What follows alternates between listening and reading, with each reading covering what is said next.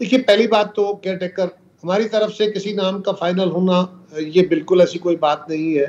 ये सारी जमातों ने इकट्ठे बैठ के कोई आपस में फैसला मशावरत करनी होगी और वज़ीर आज़म ने अपोजिशन लीडर के साथ बैठ के, तभी ये इसका बेहतर हल निकल सकता है। कौन सा नाम डिस्कस हुआ मेरे इल्म में नहीं है, ऑनेस्टली मैं इस पे कोई तुक्का नहीं मारना चाहता। लेकिन पीपल्स पार्टी की तरफ से कोई नाम, ये स्पेकुलेशंस हैं, बहुत दिनों से हो रही हैं।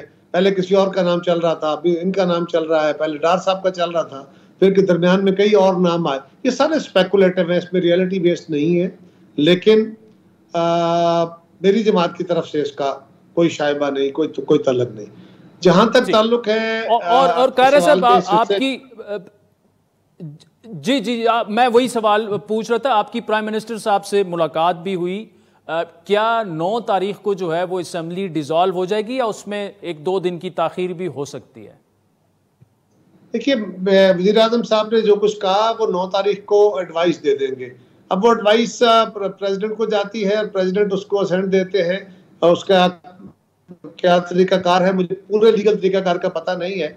लेकिन जब प्राइम मिनिस्टर असेंबली डिसॉल्व करने का ऐलान कर देते हैं तो इट बेसिकली स्टैंड्स डिसॉल्व, या फिर प्रेसिडेंट की असेंट 1 आध दिन में आ जाती है। नहीं भी आएगी तो असेंबली डिसॉल्व ही होती है।